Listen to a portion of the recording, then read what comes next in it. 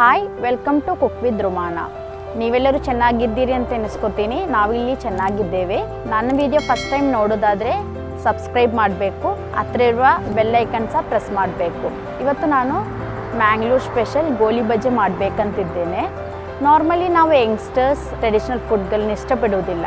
ಅದಕ್ಕೊಂದೆರಡು ಕಾರಣಗಳಿದೆ. ನನ್ನ ಚಿಕ್ಕದ್ರಲ್ಲಿ ನಮ್ಮ ಅಜ್ಜಿಯವರು, ನಮ್ಮ ತಾಯಿಯವರೆಲ್ಲ ಈ ಟ್ರೆಡಿಷ್ನಲ್ ಫುಡ್ಗಳನ್ನೆಲ್ಲ ನಮಗೆ ಮಾಡಿಕೊಡ್ತಿದ್ರು. ನಾವು ಇಷ್ಟಪಟ್ಟಲ್ಲೂ ಇದ್ವಿ. ಆಗ ಈ ಫಾಸ್ಟ್ ಫುಡ್ಗಳೇನು ಇರಲಿಲ್ಲ. ಈಗ ಅವರಿಗೆ ಸಹ ಏಜ್ ಆಯಿತು. ಮತ್ತು ನಮ್ಮ ಮಾರ್ಕೆಟಲ್ಲಿ ಎಲ್ಲ ಇನ್ಸ್ಟೆಂಟ್ ಫುಡ್, ಪ್ಯಾಕೆಟ್ ಫುಡ್ ಮತ್ತು ಎಲ್ಲ ಸ್ಟ್ರೀಟ್ಗಳಲ್ಲಿ ಕೌಂಟರ್ಸ್ ಎಲ್ಲ ಅವೈಲೇಬಲ್ ಆಗಿದೆ.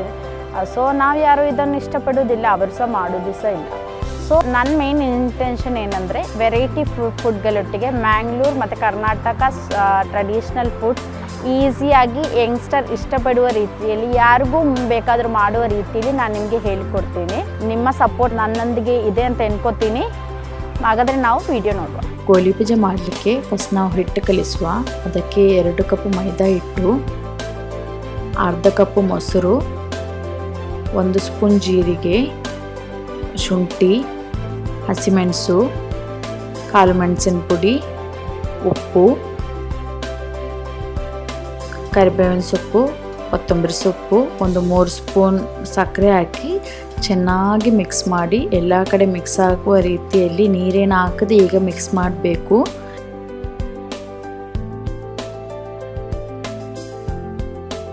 ಹೀಗೆ ಮಿಕ್ಸ್ ಮಾಡಿದ ನಂತರ ನಾವು ಸ್ವಲ್ಪನೇ ನೀರು ಹಾಕಿ ಒಂದು 2-3 ಬ್ಯಾಶ್ ಮಾಡಿ ನೀರು ಹಾಕಬೇಕು.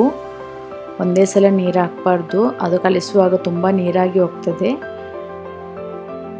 ನೀರು ಹಾಕಿದ ಒಂದು ಮಿಕ್ಸರ್ ಆಗುವಾಗ ಈಗ ಚೆಂದ ಕೈಯಲ್ಲಿ ಹುಡಿಬೇಕು.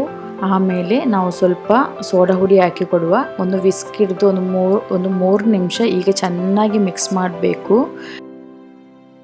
ಮಿಕ್ಸ್ ಮಾಡುವಾಗ ನೋಡಬೇಕು, ನಾವು ವಿಡಿಯೋದಲ್ಲಿ ತೋರಿಸುವಾಗೆ ಈ ಥರ ಕೆಳಗೆ ಹಾಕುವಾಗ ಬೀಳಬೇಕು.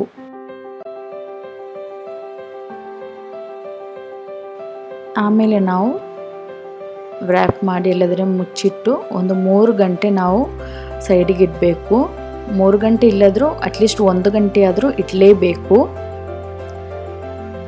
ಎಣ್ಣೆ ಬಿಸಿಯಾದ ಮೇಲೆ ನಾವು ವಿಡಿಯೋದಲ್ಲಿ ತೋರಿಸುವ ಹಾಗೆ ಸಣ್ಣ ಉಂಡೆಯಾಗಿ ಈಗ ಕೈಯಲ್ಲಿ ತೆಗೆದು ನಾವು ವಿಡಿಯೋಲಿ ತೋರಿಸುವ ಹಾಗೆ ಹಾಕಬೇಕು. ನೋಡಿ ಈಗ ಪರ್ಫೆಕ್ಟಾಗಿ ಬಂದಿದೆ ಅಂತ. ನೀರಾಗಿ ಆಚೆ ಈಚೆ ಹೇಗೆ ಹೋಗ್ತಾ ಇಲ್ಲ. ಗೋಲಿ ಬಜೆ ಒಳ್ಳೆ ಪರ್ಫೆಕ್ಟ್ ಟೆಕ್ಸ್ಚರಲ್ಲಿ ರೌಂಡಾಗಿ ಬರ್ತಾ ಇದೆ. ನೀವು ವಿಡಿಯೋದಲ್ಲಿ ನೋಡಿ.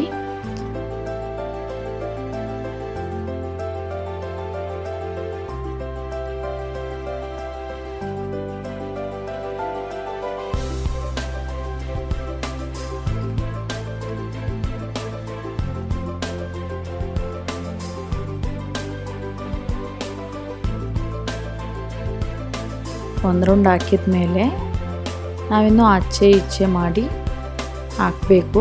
ಒಂದು ಸೈಡ್ ಫ್ರೈ ಆದಮೇಲೆ ಮತ್ತೆ ಆಚೆ ಸೈಡ್ ಈಚೆ ಸೈಡ್ ಚೆನ್ನಾಗಿ ಹಾಕಬೇಕು. ನೋಡಿ ಹೇಗೆ ಫ್ಲಫಿಯಾಗಿ ಬಂದಿದೆ ಅಂತ. ಇದು ನಾವು 3 ಗಂಟೆ ಇರುವುದರಿಂದ ಎಷ್ಟು ಫ್ಲಫಿಯಾಗಿ ಬರೋದು. 1 ಗಂಟೆ ಇಟ್ಟರೂ ಸಾಕು. ನೋಡಿ ಈಗ ಗೋಲ್ಡನ್ ಬ್ರೌನ್ ಆಗಿದೆ. ಇದು ನಮ್ಮದು ಕರೆಕ್ಟ್ ಟೆಕ್ಸ್ಚರ್ ಬರ್ತಾ ಇದೆ ನೋಡಿ.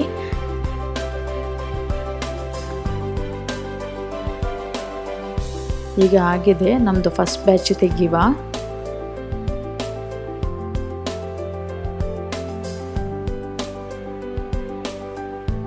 ವಿಡಿಯೋದಲ್ಲಿ ಕಾಣುವ ಹಾಗೆ ಒಂದು ಸೆಕೆಂಡ್ ಬ್ಯಾಚ್ ಆಗುವ. ಒಂದು 2 ಕಪ್ ಹಾಕುವಾಗ 2 ಬ್ಯಾಚ್ ಬರ್ತದೆ, ಒಂದೇ ಬ್ಯಾಚಲ್ಲಿ ಆಗೋದಿಲ್ಲ.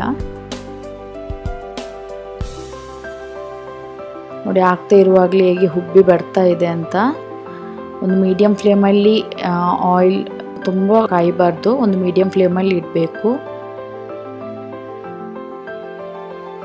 ಈಗ ನಮ್ಮದು ಗೋಲಿ ಬಜೆ ರೆಡಿಯಾಗಿದೆ. ನಾವು ತೆಂಗಿನಕಾಯಿ ಚಟ್ನಿ ಮತ್ತು ಸಾಂಬಾರಿನೊಂದಿಗೆ ಸೇವಿಸ್ಬೋದು. Thank you for watching.